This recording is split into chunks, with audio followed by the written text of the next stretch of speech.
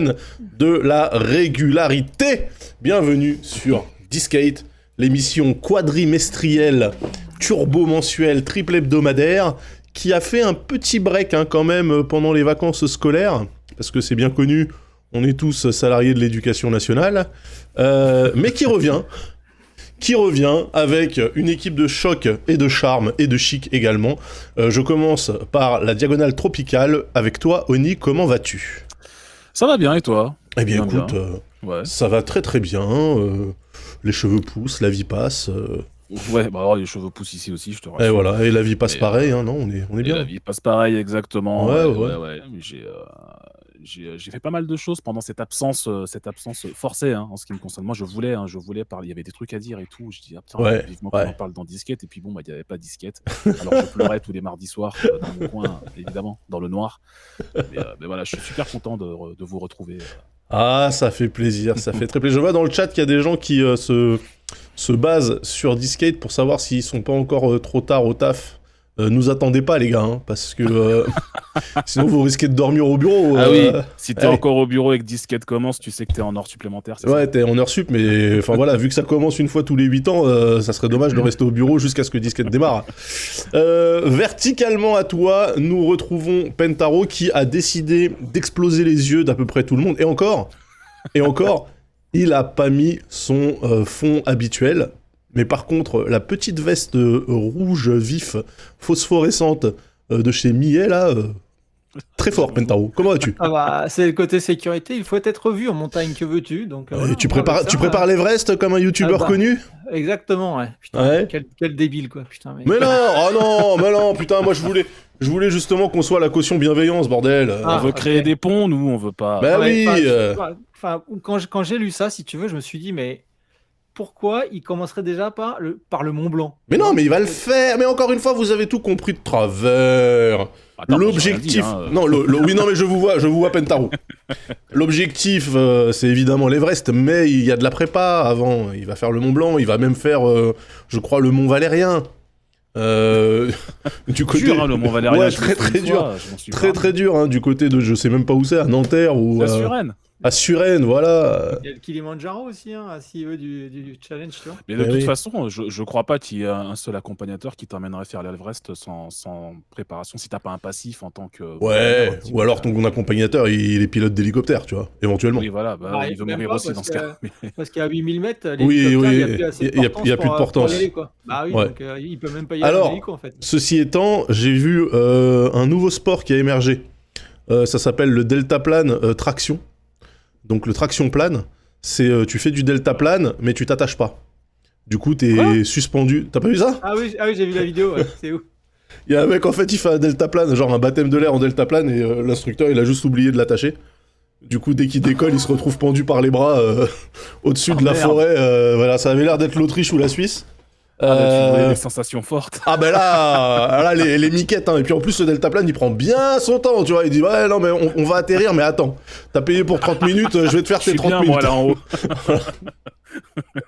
Je sais pas si vous l'avez vu dans le chat, je l'avais relayé. Voilà, c'est encore un truc qui m'encourage à penser que définitivement l'homme n'est pas fait pour voler, donc on devrait arrêter. Au programme de ce Discate, donc, qui se retrouve orphelanisé à la fois par caféine, vous avez la formule chimique de la caféine juste en dessous, et Yamato, vous avez... Est-ce que vous avez Yamato quelque part ? Attendez, je cherche. On peut mettre une photo, une vignette dans un coin. Non, mais on en a une d'habitude. Ah, voilà. Ouais. Yamato, le célèbre battleship.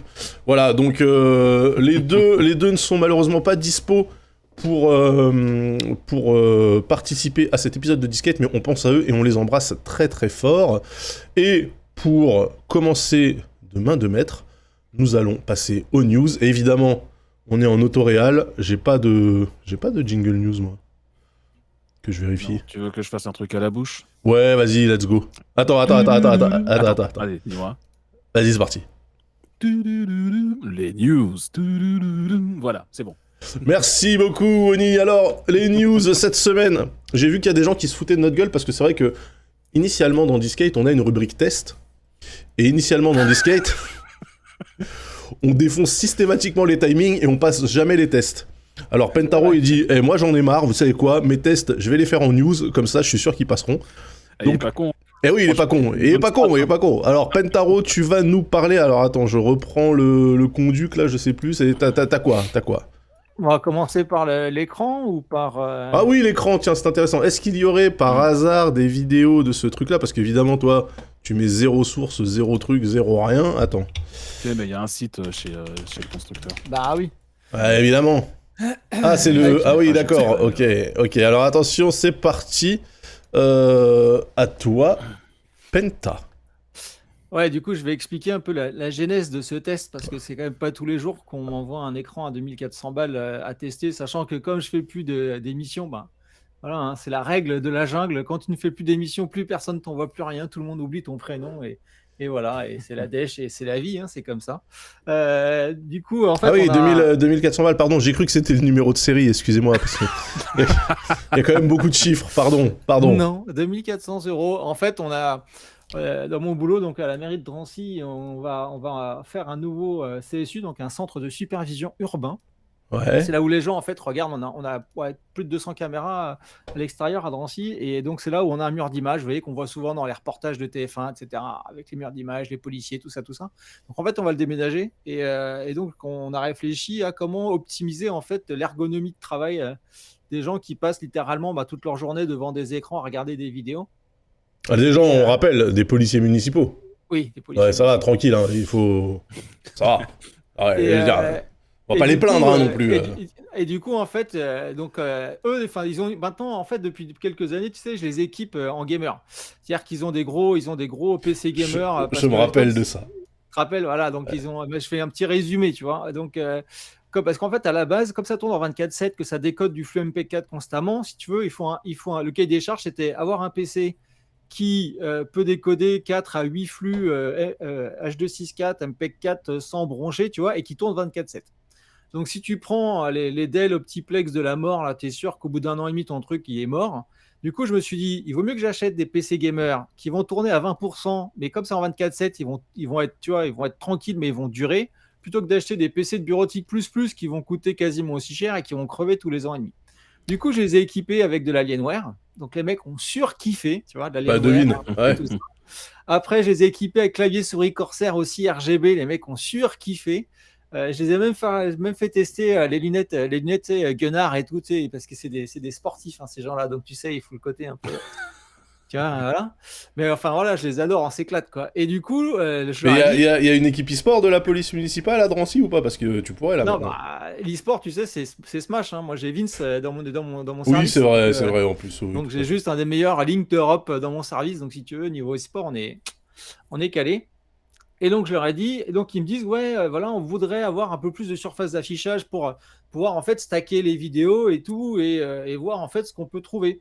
Donc, au départ, ils me parlent, ouais, on a vu des 34 pouces. J'ai fait, non, les mecs. Arrêtez tout de suite avec vos 34 pouces, ça va pas le faire du tout. En plus, c'est du format 16 neuvième, donc en gros, c'est pas cool, quoi. Nous, il faut pouvoir stacker littéralement des images en 16 neuvième, tu vois, enfin 4 vidéos, limite. Donc, je leur ai dit, c'est simple, c'est soit on teste un 45 pouces en 21 neuvième, soit on teste le 49 pouces en 32 neuvième. Et du coup, j'ai demandé à pouvoir tester les deux. Parce que notre prestataire qui s'occupe de tout ça, tu penses que le mec, il se fait des millions par an sur les villes qu'il a, donc il n'est pas à me prêter un écran à 2500 balles près.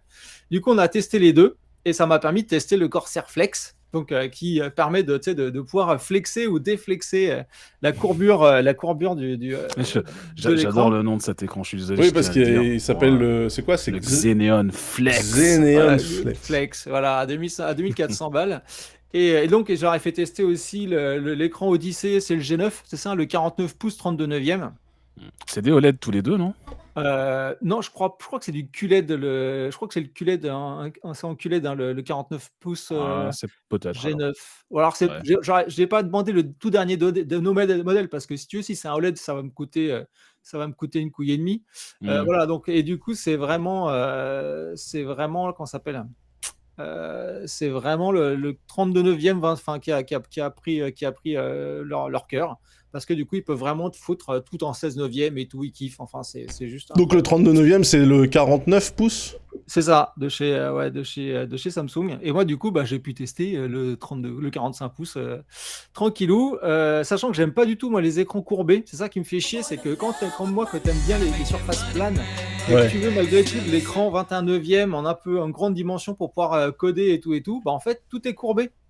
Et l'avantage, tu vois, de celui-là, c'est qu'au moins, bah, si tu veux pas un truc courbé, ben tu le courbes pas. C'est con comme ça, tu vois, mais c'est pour moi, c'est un vrai C'est un luxe. avantage à 2400 balles quand même, mais ok. C'est ce que j'allais dire. Mais oui, C'est-à-dire que t'achètes un écran qui se plie pour pouvoir ne pas le plier, c'est quand même intéressant. bah ouais, mais d'un autre côté, enfin voilà quoi. Donc après, niveau spec, il fait HDR10, c'est de l'OLED, voilà. Donc Ça c'est bien, du coup, l'OLED 45 pouces, ouais, 240 Hz. en Donc plus. en 21/9, donc 3440 par 1440. Voilà quoi. Donc, ah oui, et si, surtout, il a deux HDMI 2.1. Ça, c'est cool. Donc, ceux qui veulent brancher leur console next-gen qui supporte pas du tout le 21/9, donc ça sert à rien, mais c'est pas grave. Le DisplayPort en USB-C. Et donc, du coup, moi, avec le Mac Mini, ce qui est parfait, c'est que je branche juste l'USB-C dessus, tu vois, et je récupère tous les ports qu'il y a dessus, parce que là, au niveau port dessus, c'est incroyable. En façade, tu as deux USB. Alors, putain, je me rappelle plus du nom. C'est le A couleur bleue, là. Enfin, tu sais, c'est le truc à 5 gigas. Du 3.0. Ouais, c'est Oui. 3 ou 3 points. Je Je sais dis plus. 3 points Il y a peut-être les. Ouais, mais ouais. 3 points, 3.2, Gen 2, je sais pas, c'est 3 Ouais, points, enfin, Gen 2. je sais plus. Je me Maintenant, on perds. les appelle tous 3.0, te fais pas chier. Voilà, enfin, voilà. Donc, il y en a deux devant. Il y a une prise casque devant. Derrière, tu as l'USB-C. Tu as encore deux ports à USB 3.0, là, plus l'HDMI 2.1, plus l'USB-C. Donc, en gros, typiquement, ça me sert de hub pour le Mac Mini. C'est-à-dire qu'avec un câble USB-C entre l'écran et le Mac, eh ben, j'ai pas de câble HDMI à la con et j'ai tous mes ports. Enfin, c'est pour le coup. Alors c'est attends, vraiment- non, pardon, tu as deux HDMI 2.1, petit bras. Oui, oui, et un USB-C. Et un USB-C, mais c'est tout, il parle pas des 18 ports. J'ai pas dit 18 ports. T'avais pas dit il y avait deux ports en façade plus. Si. Bah, Voilà. si. Bah ils en parlent pas là. Ah bah, je l'ai sous les yeux l'écran, donc je peux te le dire. Je te confirme que j'ai bien deux USB 3.0 devant moi Ah en bah oui, façade. Là, si, t'étais oui, que oui, sur oui. les entrées vidéo, ouais. Ah Tu oui, vois, sur les inputs, d'accord, ok. Oui, non, pardon. Oui, ok, il y a deux ports USB. voilà. C'est un peu Et Ça, c'est disgracieux. bien. Ils ont foutu la prise casque, c'est con, hein, mais ils ont foutu la prise casque en dessous, en façade. Ouais. J'ai jamais vu un écran qui avait une prise casque ailleurs qu'à côté des HDMI, là où il est complètement inaccessible. Exactement. Ouais. Ah non, mais enfin voilà, Ouais. donc donc ils coûtent. Ah bah pour ils 2500 coûtent balles, les ultra mecs, cher. ouais, Ouais, mais j'en connais qui, ils ont fait 2-3 efforts. Hein. J'en connais, et je ne citerai pas les marques pour éviter l'annulation de sponsoring potentiel, qui coûtent aussi cher et qui font de la merde. Mhm. Mais je Donc, confirme, hein. donc Ouais. voilà, et certains des fois avec une tête d'alien dessus, mais bon, ça après, c'est. Arrête voilà. Oh non, mais il est incorrigible Non, mais ce que je veux dire, c'est que là, pour le coup, tu sens que les mecs ont réfléchi. Alors oui, ça coûte très cher pour ce que c'est. Ah bah mais c'est le d'un prix de autre la côté- réflexion, ouais, bien sûr. D'un autre côté, voilà. Donc moi, tout ce que je voudrais, c'est qu'il fasse en fait le même, qu'il ne se flexe pas et qu'il le fasse 1000 balles moins cher. Tu vois. Alors, est-ce qu'il Donc, n'y a pas... Corsair, si vous m'entendez, voilà. Ça n'existe faites le pas même, déjà Pas flex et 1000 balles moins cher. Ça n'existe pas déjà des Le moniteurs problème, Corsair le problème, c'est que, ouais, comme il disait tout à l'heure, l'écrasante majorité des écrans très larges, en 21 voire 32 neuvième, ils sont quasiment tous incurvés parce que les gens préfèrent avoir un écran qui soit pas plat. Parce que c'est vrai que quand tu es en face d'un écran 21 neuvième, Ouais, quand c'est tu regardes sur compliqué. les bords, c'est bien qu'il soit un peu recourbé vers toi pour que tu vois un peu plus ce qui se passe sur les bords de l'écran. Donc ils sont quasiment tous incurvés maintenant. Bah après, ouais, donc la gamme de Corsair, quand même, ça reste... c'est soit du 32 pouces, soit du 45. Il n'y a pas de... Il n'y a pas d'entre.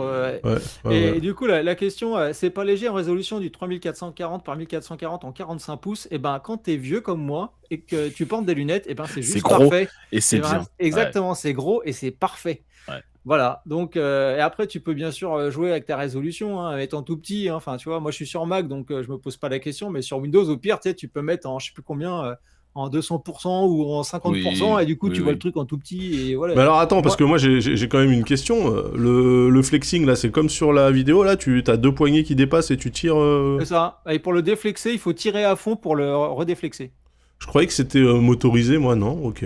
Ah non, faut y aller. C'est-à-dire que tu fais encore de la manutention à 2400 balles, quand même. Ouais, mais vaut mieux ça plutôt que d'avoir un moteur qui est mal asservi et qui vrille un côté parce qu'il fait pas les choses tu vois, parfaitement en même temps, Oui, quoi. oui, Tu sais, certes. comme la télé LG, là, tu sais, qui était censée sortir, tu sais, se dérouler du meuble. Tu te rappelles de Ouais, ça? ouais, ouais. Et en fait, ils ont Mm. quasiment jamais sorti parce que si tu as genre 1 millimètre d'écart d'asservissement entre les deux moteurs, bah en fait, ça te flingue ta télé et c'est mort, quoi. Ouais. Donc voilà. Puis de toute façon, moi, enfin, là, je le flexe jamais, donc je m'en fous. Donc voilà, donc c'était un bien bel objet, ça coûte cher et on va quand même acheter du Samsung pour la police municipale. Et voilà, donc du coup, ça aura au moins servi à ça. Mais du coup, ton verdict, alors, c'est tu conseilles l'achat? Ah, Enfin, complètement. tu conseilles l'hypothèque? Parce que là, on est quand même sur des Ouais, niveaux de complètement. prix. Pour moi, pour moi, il est ultra validé, quoi. Tout ce que j'attends, tu vois, c'est qu'il y ait genre un pixel mort et que je puisse dire au fournisseur, c'est con, il y a un pixel mort, tu vas pas pouvoir le récupérer et le filer à un autre client. Mais ce qui est, Mais la couille, c'est qu'il y a une garantie 3 ans pixel mort de Corsair, si tu veux. Ah oui. Par contre, moi, je pensais pas. Il me semblait que les Citadel étaient OLED. Du coup, en termes de réactivité, tu pouvais pas avoir des trucs à 4500 Hz, tout ça là. Ça y est, c'est dépassé ce. Si, il y en a maintenant. Il y en a des écrans 240 Hz en OLED, ça existe. Hein. Il y a LG on a sorti deux là. Ok. Ouais. Il me semblait Et qu'on du était coup, limité. Ils coûtent super cher, hein, mais ils en ont sorti deux là. Du coup, il est FreeSync Premium, Nvidia G-Sync compatible. Voilà. Donc quand je lance mon petit GeForce Now sur mon Mac M2, eh ben, c'est que du bonheur. Tu vois. Eh Non, mais c'est con, hein, bah non, bah, bravo. T'as Franchement. vu la transition. Ouais. Du coup, attends, une transition pourquoi? Pour parler de Nvidia, c'est ça que tu veux dire?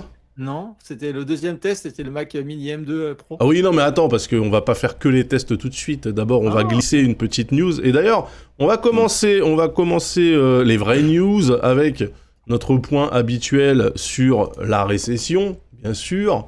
Voilà. Alors, on en est où? Parce que la dernière fois qu'on avait parlé de licenciement, on s'est arrêté sur le mois de janvier qui avait été quand même costaud avec Amazon, Google, Microsoft, etc.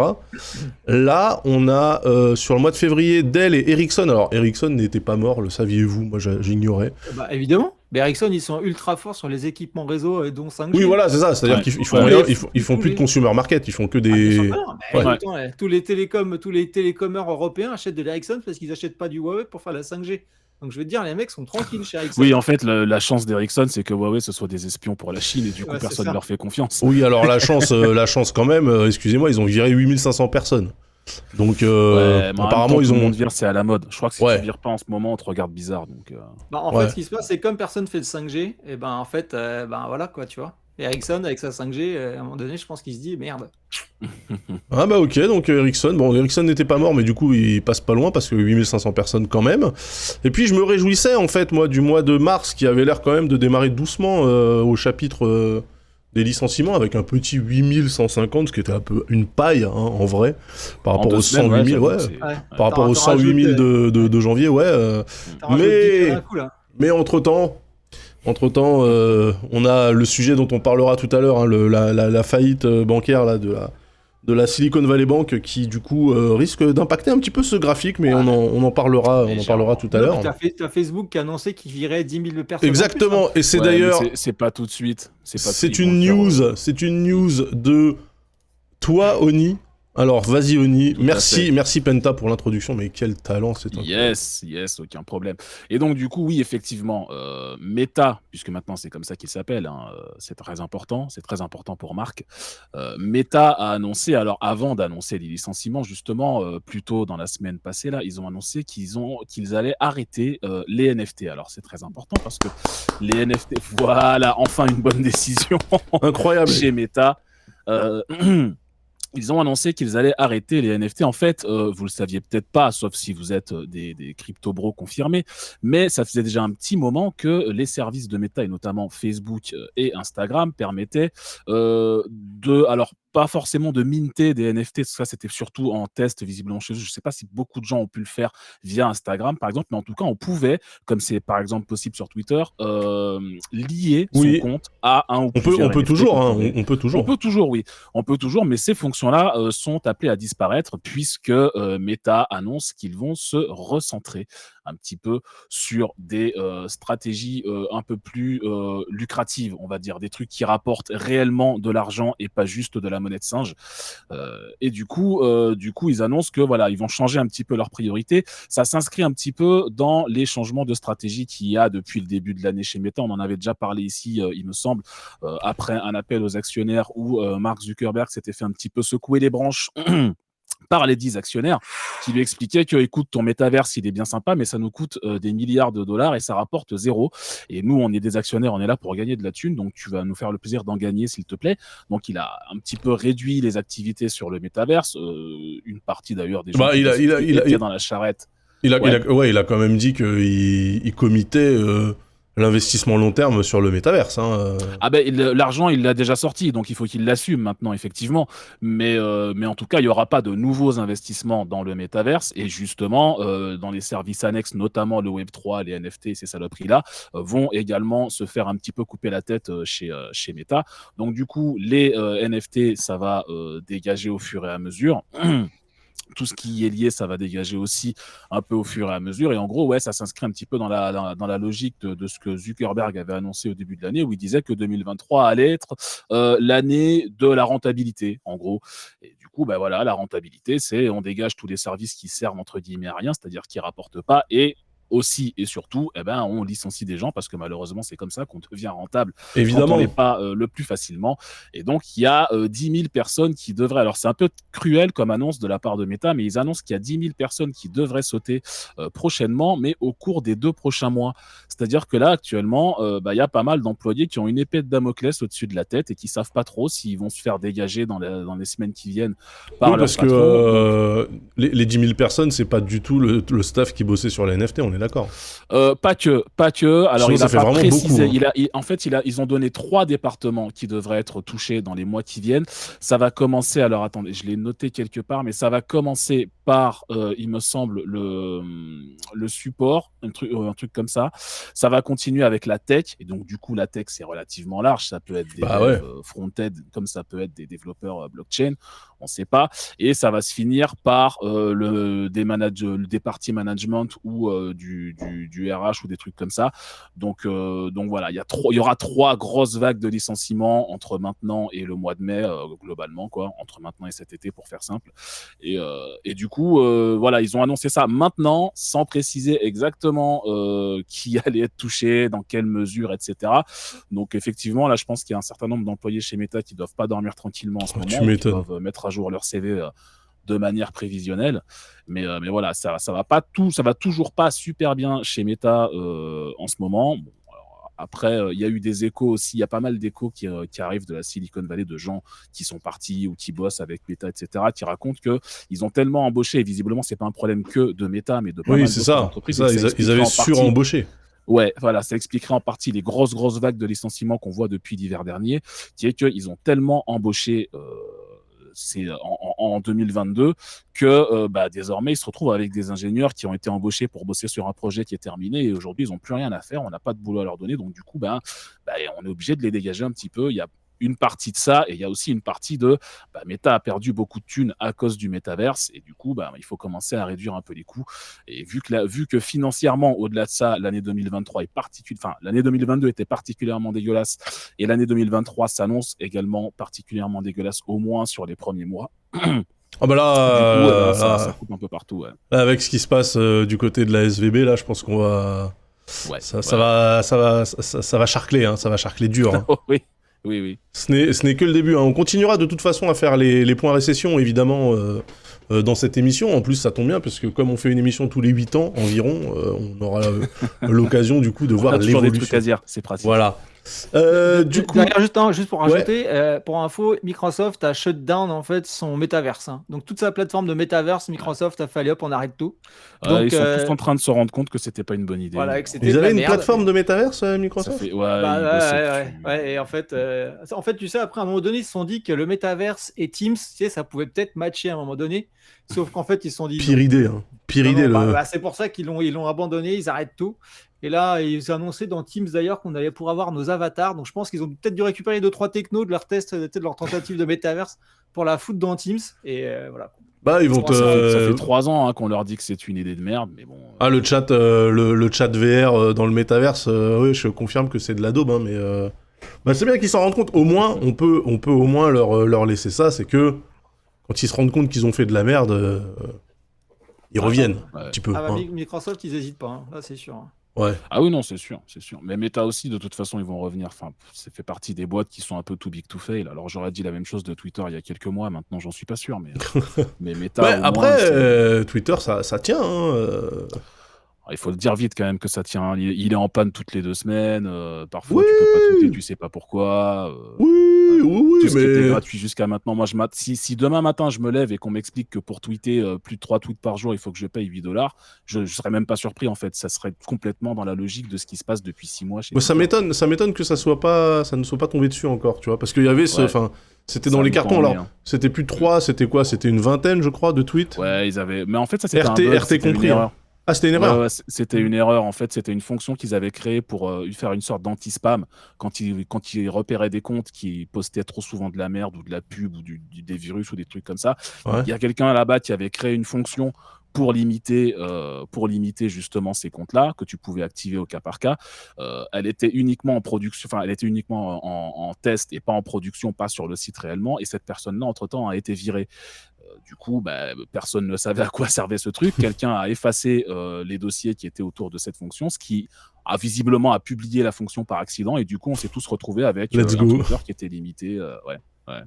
Ok, donc là, c'est bon, c'est pas la faute de. Enfin, si, c'est la faute de Musk, parce que c'est quand même lui C'est qui a la faute viré. de Musk. Tout est la faute Ouais, de Musk. tout est la faute de Musk. Tout est la faute de Musk. Très bien, merci Oni. On va passer vite fait sur un petit truc qui m'a interpellé. Figurez-vous que, bon, on le sait, hein, Tim Cook n'est pas Steve Jobs. Mais du coup, bon, ça on le savait déjà, hein, qu'il était beaucoup plus fonctionnel, prod que designer et conception. C'est le business, hein, de toute Ah façon. bah Je crois oui, que non, clairement, il oui. était responsable de la supply chain, donc bon, clairement... Steve Jobs, c'était un hippie et Tim Cook, c'est un businessman. Donc, Voilà, et bah du coup, là, on a un rapport de chez Ars Technica qui nous explique que Tim Cook aurait overruled, comment on dit ça en français? Putain, je sais plus parler français, ça m'énerve. rejeté. Non, outrepassé. Outrepassé l'équipe du design de chez Apple dans le cadre de, vous savez, qu'ils sont supposés faire un casque AR/VR.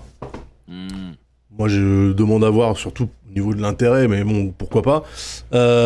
Et donc, a priori, l'équipe de design demandait une extension, hein, une rallonge de temps pour pouvoir continuer à bosser sur le truc. Et lui, il a dit, eh ben non, on va respecter le planning. Voilà. Hein, donc, c'est très rare. Ça va cruncher chez Apple, incroyable. Ouais, comme ou à en tout l'époque cas, de Jobs, incroyable. ou en C'est tout ça, cas, comme à l'époque de Jobs. non mais ou en tout cas ça va en tout cas mettre moins l'accent sur les designers qui décident tout et les ingénieurs qui essaient de raccrocher derrière. Est-ce que c'est une bonne ou une mauvaise nouvelle? Honnêtement, moi je trouve que de toute façon le design des machines Apple, ça fait quand même pas mal de temps qu'on est habitué, il y a pas de, tu vois, il y a pas de, c'est des belles machines, c'est bien fini, etc. Mais je veux dire, ça fait longtemps que ça me fait pas baver. Donc là c'est business as usual. Hein. Oui, voilà, c'est ça. En fait, ils étaient encore sur l'héritage de ce que Hive avait proposé. Bon, ok, cool.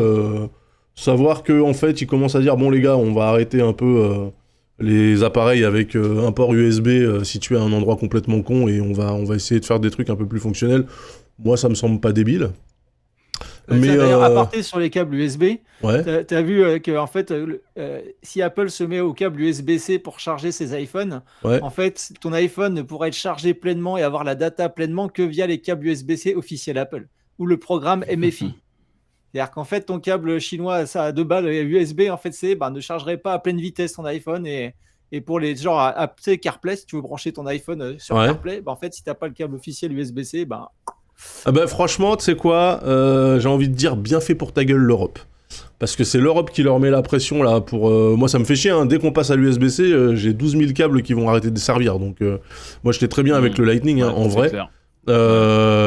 Donc que Apple troll en mode ok on passe à l'USB-C, mais pour débloquer l'intégralité des features, il faut que tu prennes les câbles à 29 balles.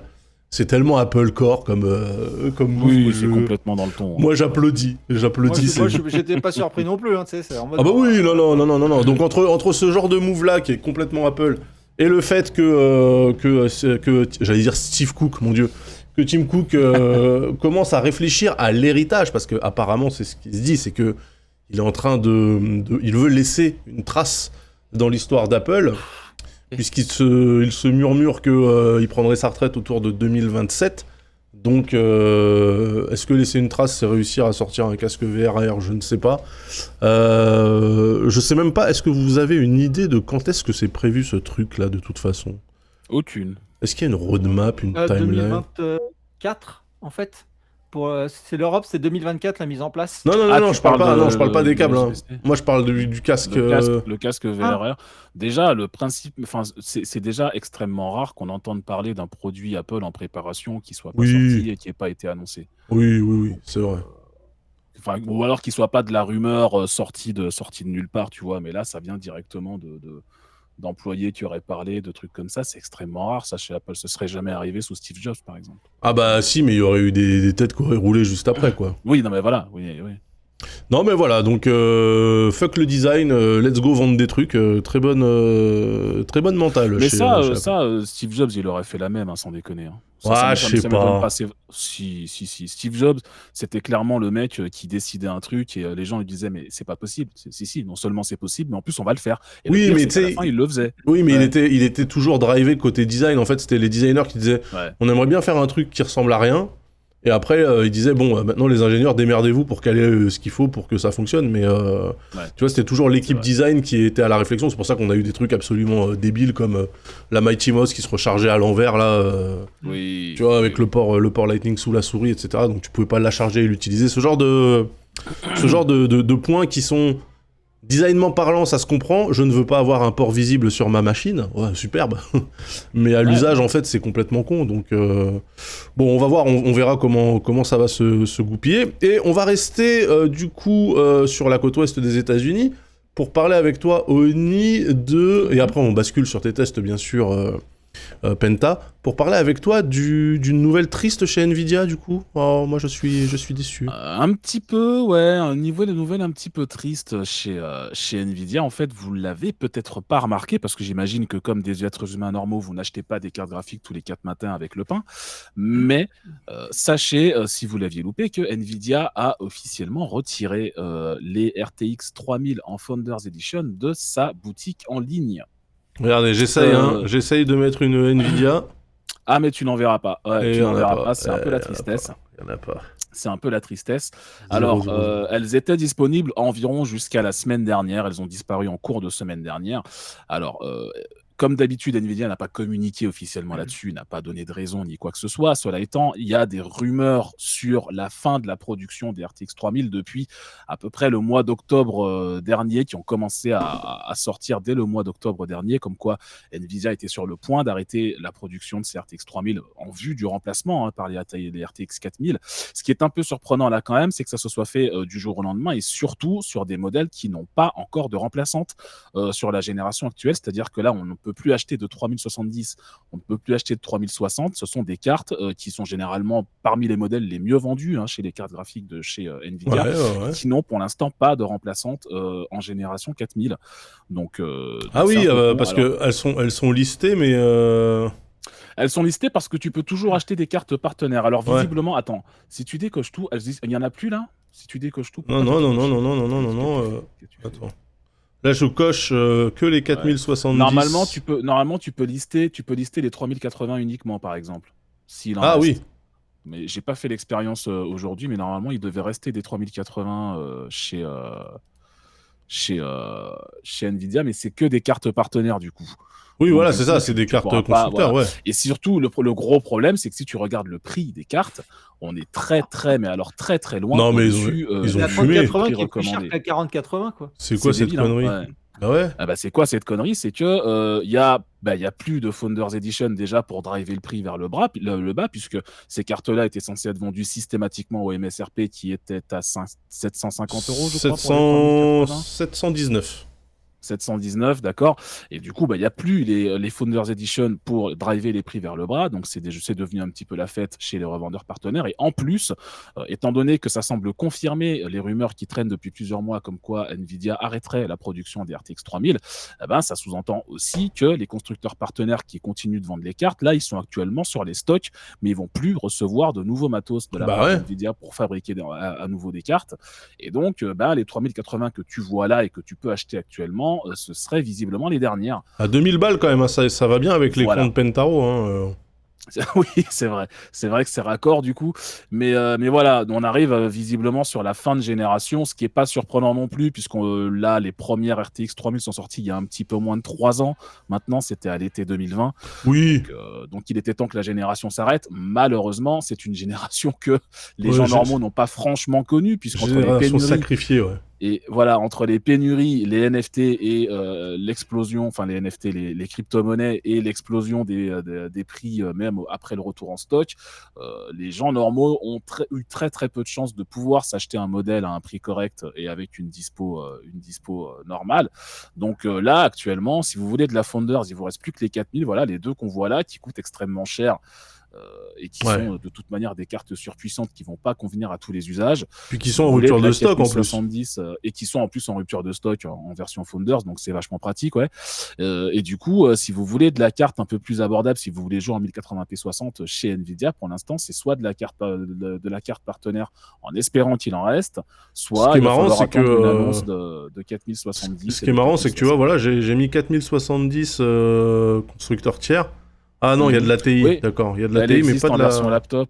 Non, la 4070, justement, elle n'a pas encore été annoncée par Nvidia. Alors, ils ont des confs qui arrivent à la fin du mois, là, de mars. Donc, on s'attend.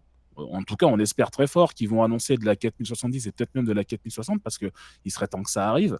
Mais pour l'instant, on ne sait pas du tout ce qu'il en est. On ne sait pas quand ça sort. Les rumeurs disent qu'on pourrait voir de la 4070 arriver à la vente dès le mois d'avril.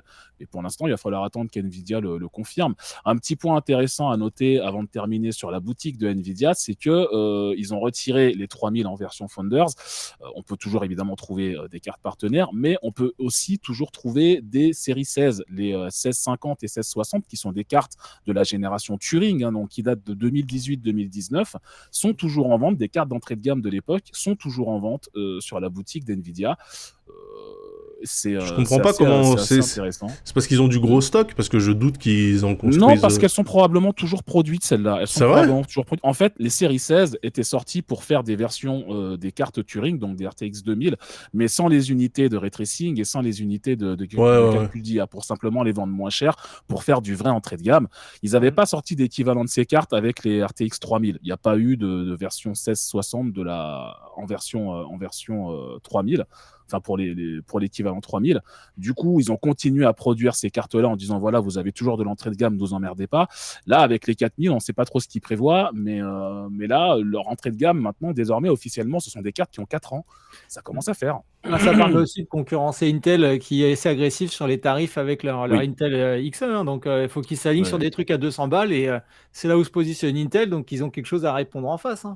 Bah ouais, mais il serait peut-être temps de mettre à jour leur truc quand même. Parce que c'est ça, ils pourraient répondre en face avec une carte récente en fait. 4050 par exemple, une 4050 qui coûterait moins de 300 balles et qui serait pas une carte toute pourrie. Ouais, mais il faut aussi dire que les demandes, le mot est lâché. Du GPU baisse, hein, si tu veux. Donc, les mecs, est-ce qu'ils vont aussi, moi, c'est comme ça que je le vois aussi, c'est que est-ce qu'ils vont continuer à garder, tu vois, les 3000, des 4000, sachant que la demande baisse? Les mecs, je pense qu'ils préfèrent faire des économies logistiques, arrêter des unités de production, tu vois, sur un truc 3000 et focus sur 4000 et forcer aussi les gens à acheter de la 4000. Non, mais d'accord, mais personne les avait forcés par contre à sortir des séries 4000 alors que justement les 3/4 de la planète n'avaient pas eu l'occasion de mettre la main sur une 3000. C'est d'une part le souci et d'autre part la demande elle baisse, mais elle baisse aussi à cause du prix qui est trop élevé pour tout le monde. Oui. C'est ça le truc, là tu regardes les 3080 qui sont proposées, elles sont toutes à 1200 balles minimum, c'est 50% de plus que le prix que le MSRP quoi. Donc c'est normal que les gens ne veuillent pas dépenser leur thune quand c'est tout ce qu'on leur propose. Il y a ça aussi. Après il y a aussi la concurrence d'AMD, c'est-à-dire que j'attendais qu'on en parle. De pas avoir un GPU, tu vois, qui fasse moins bien qu'un GPU AMD. Hein. Donc, tu vois, Certes, je ouais. pense que les mecs se disent, eh ben, faut qu'on dégaine. Et puis, il y a Intel aussi, encore une fois. Donc, il faut qu'ils se disent, faut qu'on Ouais, dégaine. mais Intel, ils Et puis, sont carrément sur un autre marché, tu vois. Donc, oui, mais ça fait quand même une épine en plus, tu vois, dans le pied de Nvidia qui était tranquille sur la carte à 200 balles, tu vois, ils étaient seuls, ils étaient tranquilles. Donc les Mm. 1650, les 1660. Et en plus, quand tu vois, j'ai posté sur Twitter il n'y a pas très longtemps les stats Steam, tu sais, des GPU les plus utilisés. ah Et bah en c'était fait, la tu regardes, 1660, ouais. La la 1650. 1660, La la 1660. 1650, 1660, c'est dans le top 10 des GPU les Bah, plus bien sûr. utilisés sur Steam, tu vois. Mais parce qu'il existe que ça en entrée de gamme. En entrée de gamme qui soit pas de la carte toute merdique, hein, Et parce puis qu'on parce fout que des 500 à l'heure, mais... c'est aussi les GPU qui foutaient dans les laptops, laptop gamer d'entrée de gamme Oui, à on en moins de trouve 1000 balles. beaucoup Hein. dans Ouais, ouais, ouais. les laptops gamer d'entrée de gamme.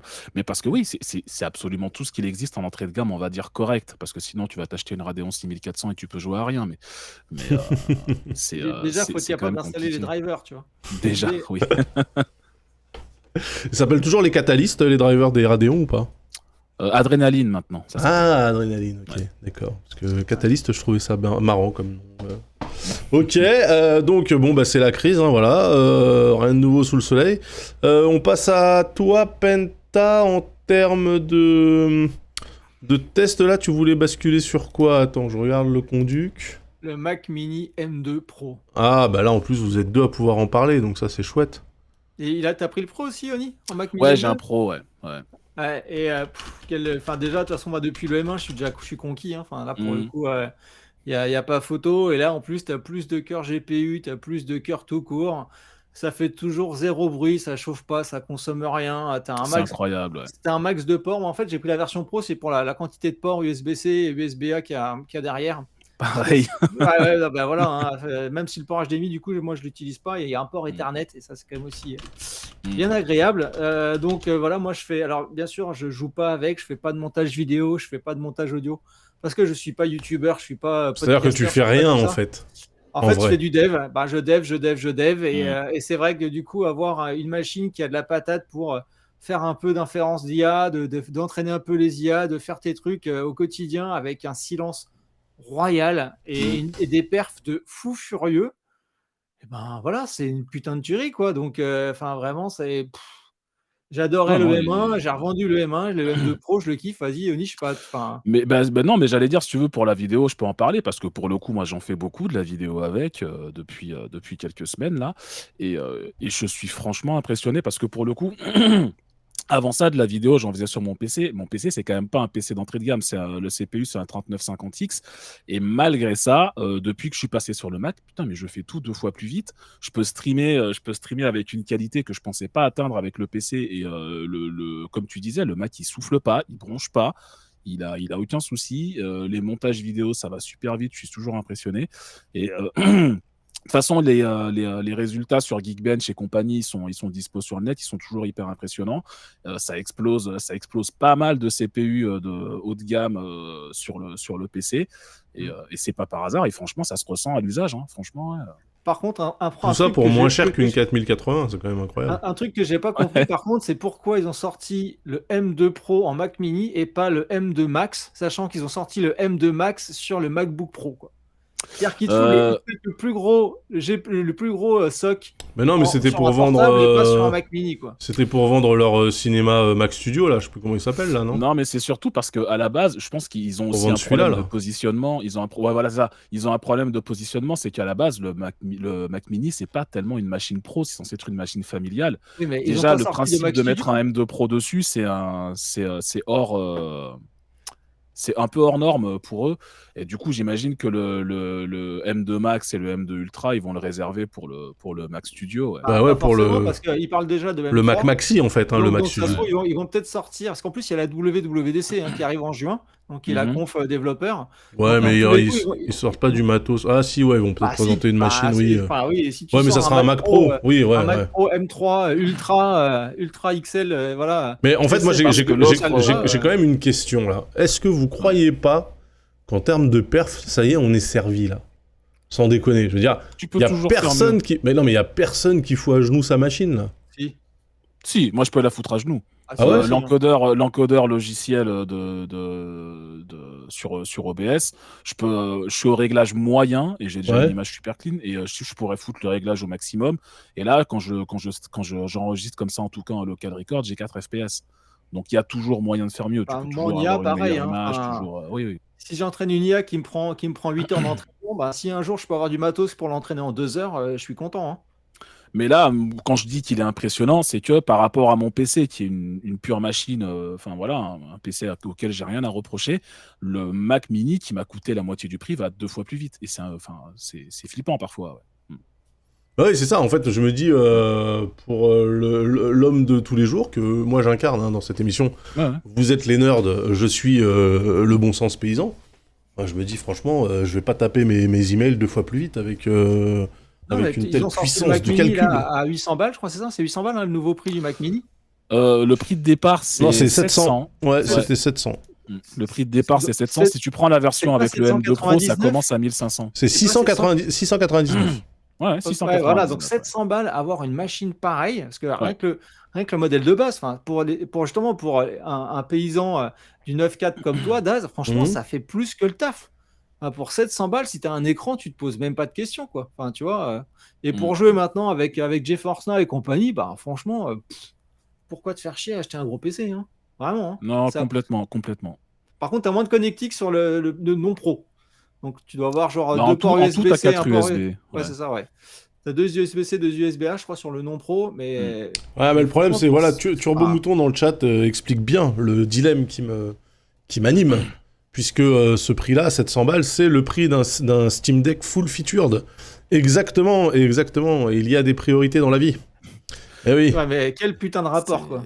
Moi, j'ai qu'une fois 700 balles à mettre dans une machine. Alors, est-ce que c'est pour prendre un Mac qui va me permettre de faire de l'IA et du montage, chose que je ne fais pas. Steam Deck, c'est du Linux derrière, donc tu peux peut-être brancher ton Steam Deck sur un écran, lancer un GNOME Desktop et du coup avoir un PC, ça tu peux le faire. Ça tu peux le faire. Tu peux le faire nativement, mais bon, après tu auras des perfs qui sont pas des perfs de PC fixe, hein, mais voilà, non, il faut. Ce que tu peux faire sinon, c'est que tu achètes un Mac Mini, t'installes Linux dessus et tu auras des perfs de PC fixe. Mais moi, c'est Linux de base, un Mac. De toute façon, oui, c'est Unix. C'est Unix, c'est un cœur Unix.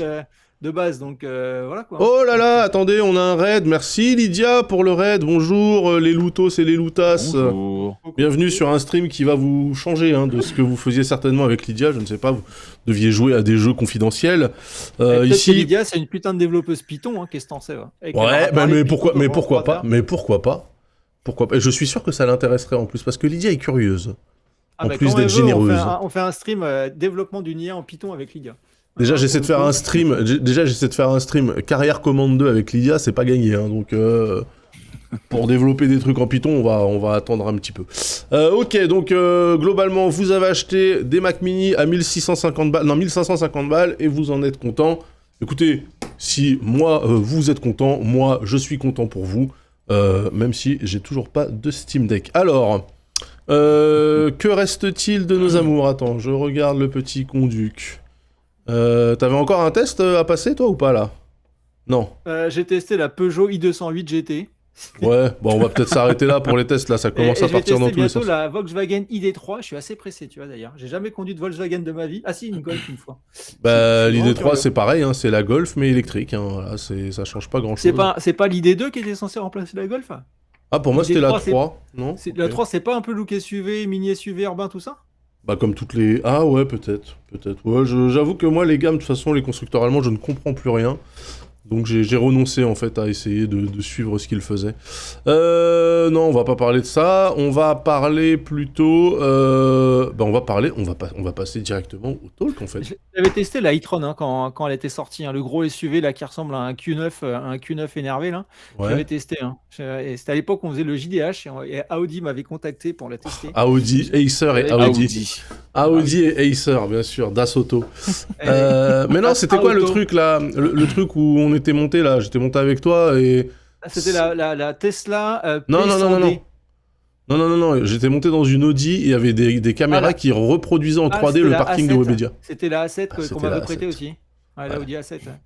Putain, franchement... Pourquoi t'as besoin de caméras qui reproduisent son environnement en 3D? Tu le vois pas depuis l'habitacle? Ah non, en fait, me t'es pose pas tellement cette question à allongé en moi, mode, Oni, t'es tu sais bien comme que... ça, avec un capot de 30 mètres devant toi qu'en fait tu vois plus rien quoi. Mais le truc, il te refaisait formidable. en 3D temps réel le parking de Webedia quand même. Hein.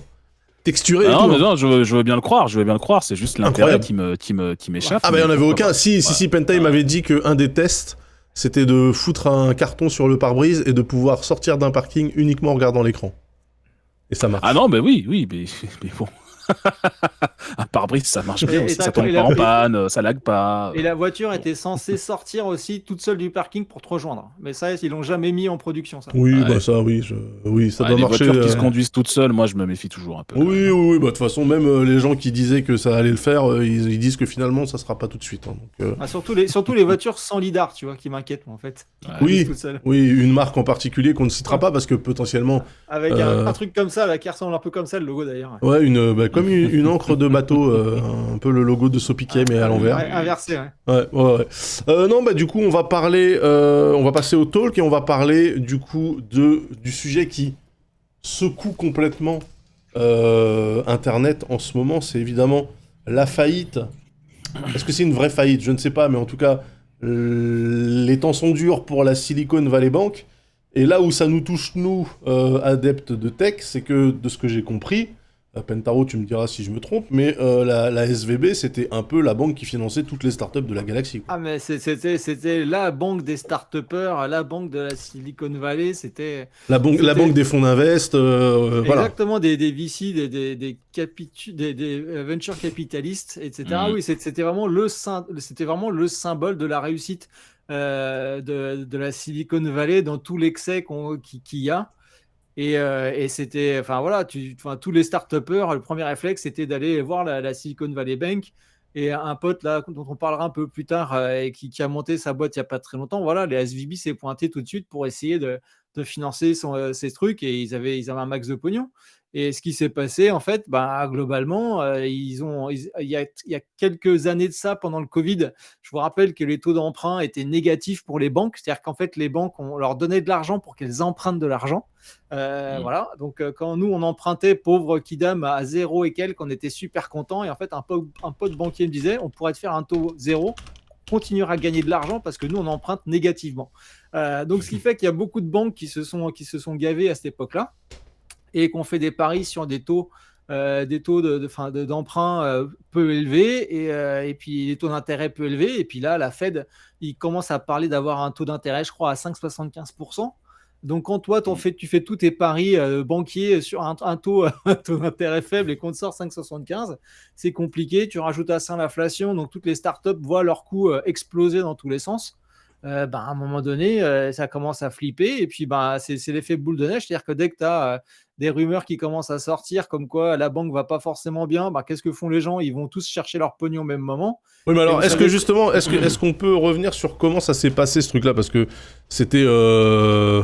Enfin, la banque, elle avait pignon sur rue depuis 15 ans, et là, d'un seul coup, paf, En fait, un jeudi soir, tout se barre en couille. Qu'est-ce qui se passe? En fait, il y a eu justement, il y a eu une grosse demande de cash flow de start-up pour couvrir leurs frais, etc. Et du coup, la banque, quand les start-upers ont vu qu'ils ne pouvaient pas récupérer tout leur pognon d'un coup comme ils en avaient besoin, et dans la Silicon Valley, tout le monde se connaît, et les gossips, ça parle, Ça parle, hein, les ouais. colibés, ça parle très, très, très, très vite. Ils ont tous le même chaman. Exactement, sachant qu'en plus, le gros patron avait liquidé pour 3,6 millions d'actions de dollars. Enfin, tu vois, genre un ou 2 jours avant que ça se pète la gueule et compagnie.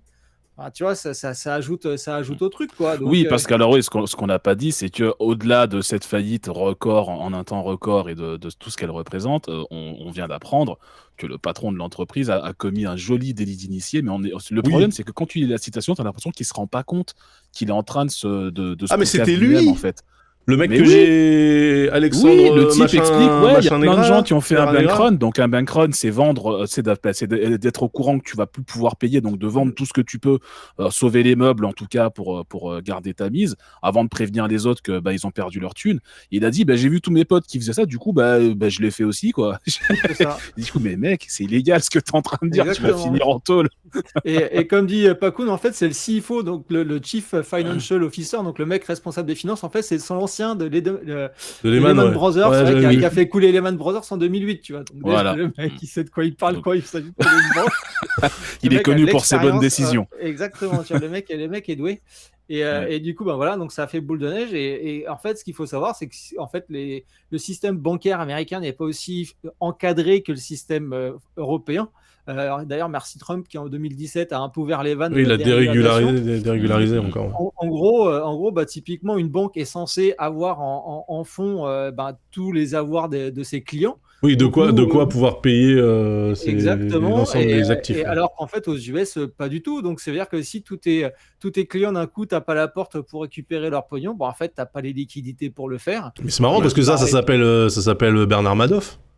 Et c'est un peu ça. Oui, Et mais puis- Bernard Madoff, c'était une pyramide de oui, Ponzi. oui, là, non. Mais- Là, en fait, t'as le pognon. En fait, c'est ce Bah, qu'a fait à un partir peu du moment où t'as FTX. pas l'argent pour cash out l'intégralité de tes clients, c'est la même chose.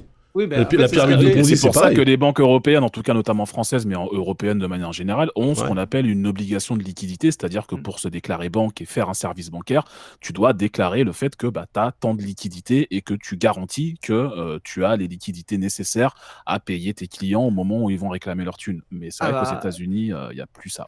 Ouais, Bon, en enfin, fait, le- d'ailleurs, philosophe flou qui me dit que les vignerons californiens ne sont pas touchés, c'est une putain de bonne nouvelle. Je vous expliquerai après pourquoi. Pour le coup, Ouais. c'est pas une vanne. Et du coup, en fait, c'est comme FTX. FTX, donc le gros exchange de crypto. En fait, qu'est-ce qui s'est passé? Ils ont pris le pognon de leurs clients, ils l'ont foutu dans une autre boîte d'investissement. Et puis le jour où les gens ont voulu récupérer leur pognon, en fait, ils ont découvert qu'il n'y avait plus le pognon qu'ils pouvaient récupérer, parce que c'était passé dans une autre boîte. Et du coup, c'est comme C'est ça dommage. que FTX s'est craché et que le mec s'est barré aux Bermudes, mais il s'est fait choper aux Bermudes et tout. Oui, il s'est fait Ah. attraper. C'était qui Ouais, Bankman Mais lui, c'est Fried. pareil. Lui, c'est pareil. T'as SBF, l'impression qu'il se rendait pas compte. Bankman T'as Fried, l'impression qu'il se rendait pas compte que ce qu'il faisait, c'était illégal. Attends, le gars, il gérait une marketplace et il s'appelait Bankman Fried. Ouais. Fried, ça s'écrivait Avec, je crois Fried. que ses deux parents, plus qui sont des universitaires super connus, je crois. Enfin, tu Incroyable. vois, c'est un Incroyable, les gens n'ont pas vu la douille, tu vois. Tu vas dans une Exactement. banque qui est gérée par un gars qui s'appelle Monsieur la douille et tu vois pas la douille. C'est dommage. Et du coup, ce qui se passe, c'est que donc là, t'imagines bien quand tous les start-upers de la Silicon Valley et les grosses boîtes disent ont leur banque qui commence à se péter la gueule. Quand tu es le président des US, tu dis putain, mon secteur le plus performant du monde et de mon pays risque la banqueroute et une catastrophe en chaîne. Et en fait, qu'a fait Biden, qui désormais est, je pense, le président le plus socialiste. Oui, c'est ça qui est marrant. Président Ouais. capitaliste, en fait, il a fait, écoutez les gars, en fait, l'État va garantir tous les fonds en fait, en gros l'argent des gens. Donc voilà, l'État se porte garant. Est-ce qu'on a une Mais pour les clients, pas pour les banques clients, elles-mêmes. ouais, pour les clients, pas pour les banques. Donc, Alors on a une idée de l'enveloppe que ça implique. On est en quoi? En centaines de milliards, dizaines de milliards moi j'ai pas les chiffres, mais quand tu sais que le mec, que c'était la banque de tous les start-upers du coin et qui a ça financé à base de centaines de millions chaque start-upper, tu peux t'imaginer qu'on parle pas de 3 milliards. Alors attends, du coup, quand vous dites que le gouvernement américain va quand même assurer les clients, on parle de qui? Des startups en question? Exactement, ouais, c'est ça. Ceux qui avaient un compte et qui leur avaient confié leur thune, qui vont pouvoir la récupérer du coup. Ouais, parce que du coup, en plus, il y avait des startups qui devaient payer clairement leurs employés, payer la location de leurs endroits où ils bossent, etc., de leurs locaux, et ils pouvaient plus. Et tu sais bien qu'aux US, si tu payes pas le jour donné, le lendemain, c'est bon, on te vire, quoi. Ouais. Donc c'était vraiment très très très compliqué. C'est pour ça que Biden a dit en fait on va backer parce que sinon tout le start-up, il y a énormément de boîtes qui auraient coulé dans la foulée. Ouais. Exactement, ouais. Donc voilà. Donc concrètement, c'est quoi la conséquence pour les startups qu'on connaît, qui ont pignon sur web, comme on dit ici? J'ai vu qu'on parlait de Etsy, qui était même pas sûr de pouvoir payer ses salariés, ce genre de boîte. Aussi, c'est que tous ces gens-là, ils font du cloud. Donc, comme ils ont du cloud, il faut payer le cloud, il faut payer AWS, Azure et compagnie. Et AWS, si tu le payes pas, bah, ils vont pas te laisser tes serveurs gratos pendant 3 semaines. Hein. Non, ça c'est clair. Il y a ça aussi. Hein. Moi, ce qui me fait mal, c'est que de ce que j'ai vu, il y a aussi pas mal d'entreprises de la blockchain qui avaient leur compte là-bas. Donc c'est quand même assez drôle de voir ces entreprises qui vous disent non, mais faites pas confiance aux banques, faites-nous confiance à nous, machin. Et Ça, elles ont failli se ça, casser la c'est. gueule Oui. parce qu'une banque s'est cassée la Bah, gueule. derrière, tu as un exchange, Donc, un exchange de crypto mineur qui s'est pété la gueule. Hein. ouais, Donc, en même temps, ouais. En tout, il y a eu 3 banques qui sont tombées et en fait, en même SVB, temps. c'était la 16e plus grosse banque Ouais. des US. Donc, c'est un truc vraiment local, c'est vraiment californien, tu vois. C'est-à-dire que si tu es au fin fond du Dakota du Nord, la SVB, tu n'en as jamais entendu parler. Tu verras Oui, jamais mais d'agence vous savez SVB, que tu vois.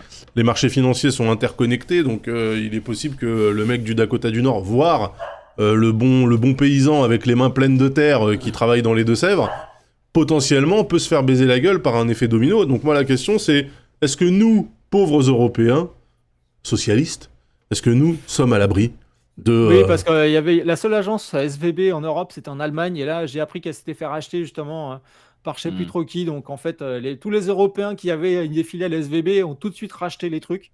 En mode, c'est bon, comme ça, au moins, il n'y a pas de contagion, tu vois, ça va pas Ouais. partir Mais dans tous les surtout, sens, hein. comme on disait tout à l'heure, en Europe, il y a des obligations légales Oui, de baquer... de ouais. fonds. Enfin, t'es censé déclarer que tu as bien les fonds pour payer tes créanciers, tes clients, tout ça. Et si tu les as pas, c'est la banque centrale locale qui va te contacter pour te dire, écoute, on a un problème, soit tu cesses ton activité, soit tu trouves un moyen de remplir tes caisses parce que tu peux pas continuer en étant déficitaire. Si t'arrive un problème, tu vas couler et tu vas faire couler plein de gens avec toi. Et ça, c'est très surveillé en Europe. Et du coup, je doute que le même scénario se passe de la même manière ici. Oui, parce que évidemment, toutes les chaînes info agitent le spectre de la crise de 2008 liée aux subprimes. Bon, en 2008, c'était lié à des placements totalement hasardeux et complètement risqués, et un octroi de crédit complètement démentiel à des gens qui de toute façon ne pouvaient pas rembourser. Là, ça a l'air moins... C'est un marché, c'est un jeu financier, machin, etc. Mais j'ai l'impression que ça a l'air quand même moins vicieux, non, que... Ou en tout cas moins... C'est pas nécessairement moins vicieux, c'est un mauvais calcul, hein, comme à l'époque en fait. C'est un mauvais calcul, juste à une échelle plus petite. Simplement, la banque, elle a fait des prêts à des taux qui étaient avantageux à l'époque où elle les a fait. Les années passant, le taux, il était plus du tout avantageux pour eux et les nouveaux taux étaient plus avantageux pour les nouveaux clients. Mais du coup, quand tes clients à toi arrivaient en disant on veut récupérer nos thunes, bah, tu devais vendre les actifs que tu avais qui étaient à un taux dégueulasse et donc tu perdais de la thune. Et c'est vraiment le mauvais calcul qu'ils ont fait. Mais ça, tu viens moins de voir l'avenir, tu peux pas vraiment. C'est ce que font les banques, hein, de faire des placements, etc. Donc c'est juste des mauvais placements et des mauvais calculs. Mais qui ont été accentués par le fait que là-bas, tu n'as pas d'obligation de liquidité. Et donc, tu peux dire, ouais, je m'en fous, je vais me mettre en dette de malade, mais c'est pas grave parce que je sens bien ce coup-là, tu peux faire des coups de poker quand tu es banquier aux États-Unis. À l'américaine, hein, à l'américaine. En fait, j'ai vu qu'ils avaient 21 milliards d'actifs, 21 milliards de dollars d'actifs, et ils en ont récupéré 1,8 milliard, tu vois, en vendant leurs trucs. Donc, pour te dire à quel point, tu vois, enfin, c'est... il y a un petit manque, il y a un petit manque. En bas du tableau Excel, il manque des chiffres. Hein. Et donc, pour revenir sur les vignerons californiens... Et oui, parce que toi, tu connais quelqu'un, du coup. Mon beau-frère, en fait, qui bosse à la SVB en Californie, justement, et il s'occupe des vignerons californiens. Donc, lui, son taf, en fait, c'était d'accompagner les vignerons dans leur expansion et de contrôler, justement, d'essayer de voir aussi le potentiel de la vigne. C'est-à-dire que quand tu avais un vigneron qui voulait emprunter du pognon pour développer sa vigne, lui, en fait, allait le rencontrer, il faisait une sorte d'audit de ses installations, goûter le vin. Enfin, il a fait un double cursus, justement, finance et viticole. Et donc, du coup, voilà, c'était son taf. Donc, quand je l'ai appelé en mode putain, mec, qu'est-ce qui se passe? Est-ce que tu vas avoir un peu de pognon pour finir? Il m'a fait, en fait, c'est simple. SVB leur a dit on a 45 jours de paye et pas plus, quoi. Donc, en gros, d'ici 46e jour, on n'a plus rien pour te payer.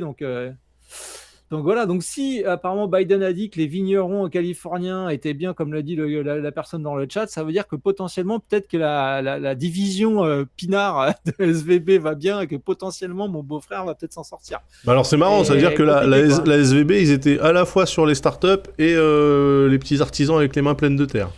En fait, c'est pas des petits artisans pleins de terre qui font du pinard en Californie. Hein. C'est surtout, c'est des mecs qui ont beaucoup de pognon. Et comme tu sais, il y a beaucoup d'acteurs hollywoodiens qui ont des viticoles en France. Oui, qui ont des vignes. Parce que ça fait classe, c'est cool, etc. Et en fait, dans la Silicon Valley en Californie, c'est un peu ça, tu vois.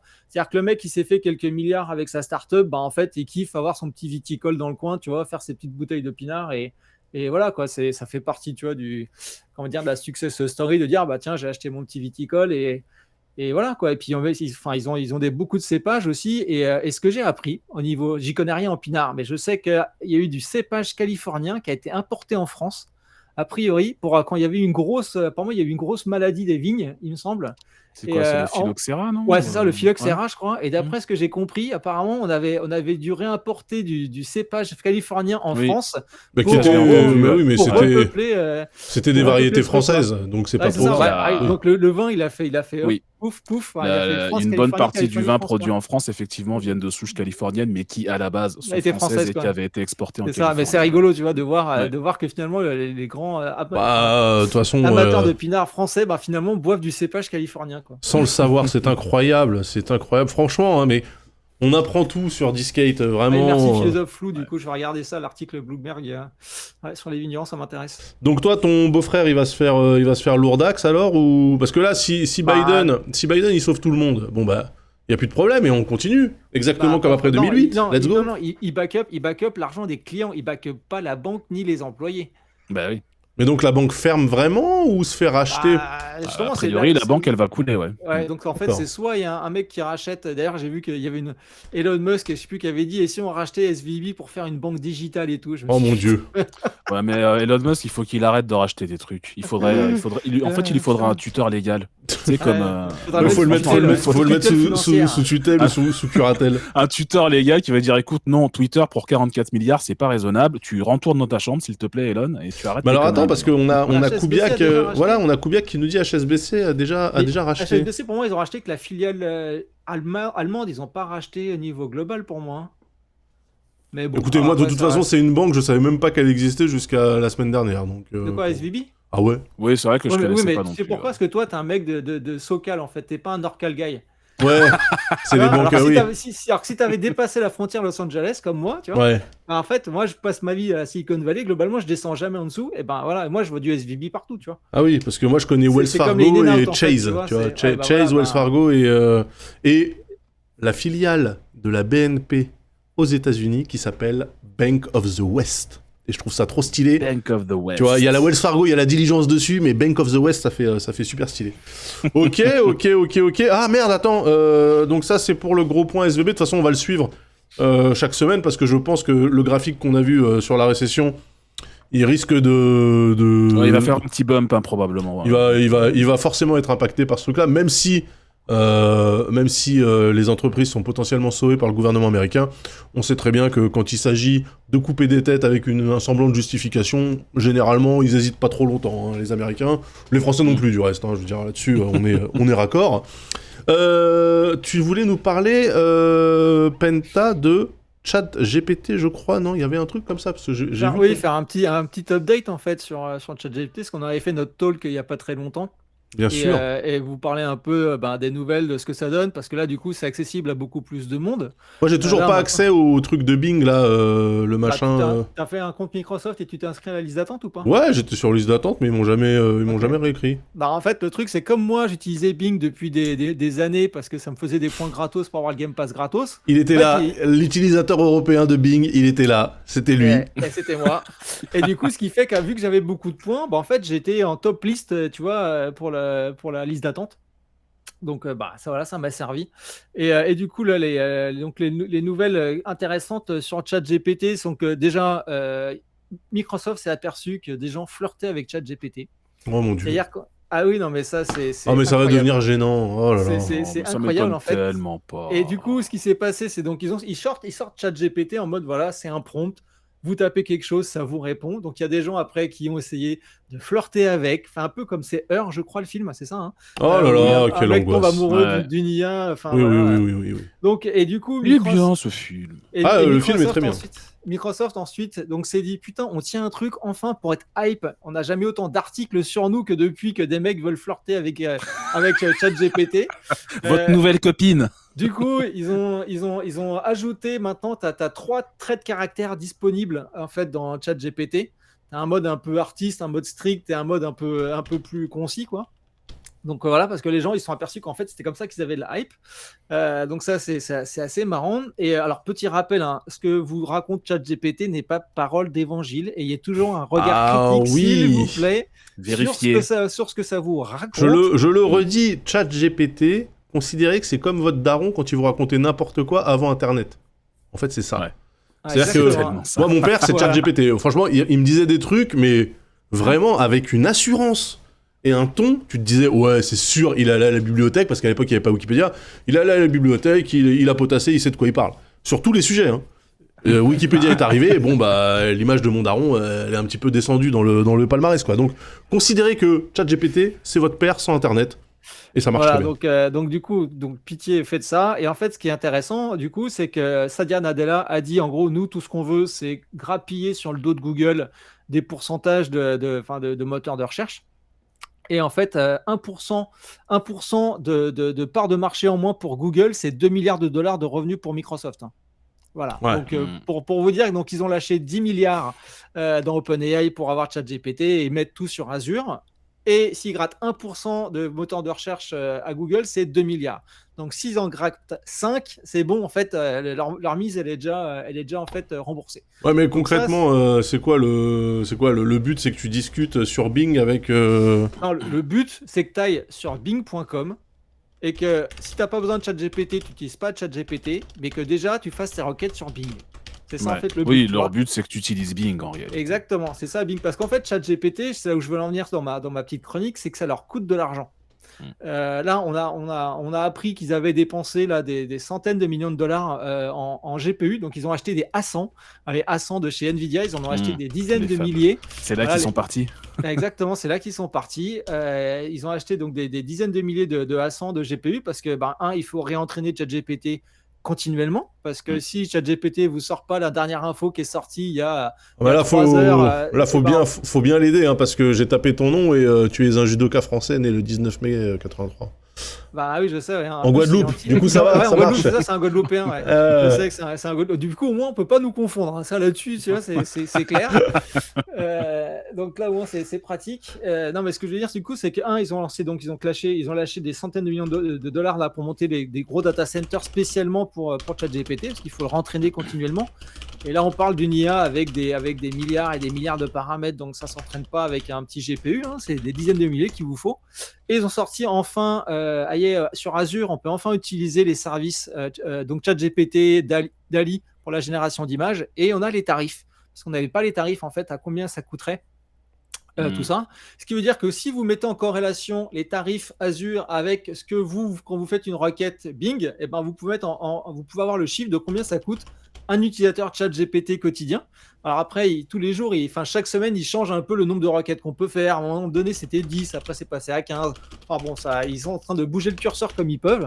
Et les tarifs, en fait, donc pour DaVinci, qui est le modèle le plus évolué, donc on est à 0,094 € pour 1000 tokens, sachant que 1000 tokens, en fait, c'est 1000 mots, pour faire simple.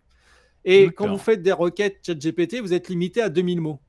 2000 caractères, pardon. C'est ça, mais il connaît rien, ce truc-là. Pardon, je suis en train de lui demander s'il connaît Il faut que ce soit Disquette. spécifique. Bah, j'ai dit connais-tu Disquette, la meilleure émission tech du monde. Je peux pas être plus spécifique que ça. Déjà, c'est une question vachement orientée. Bah ouais. Mais ça y est, maintenant, avant, il essayait, tu vois, de... Ouais. Là, maintenant, je trouve qu'il dodge vachement vite. Hein. Il dit, ouais, en tant que modèle de langage, pardon. On sait tous, à la fin, s'ils veulent vraiment gagner de l'argent avec, on sait tous comment ils vont faire. Vous le savez, comment ils vont faire. Ils vont faire payer 5 € par mois et puis ils vont rajouter donjon SM. Même pas. Le but du jeu, si tu veux, c'est de faire payer les gens comme moi, qui en ont besoin pour leur boulot.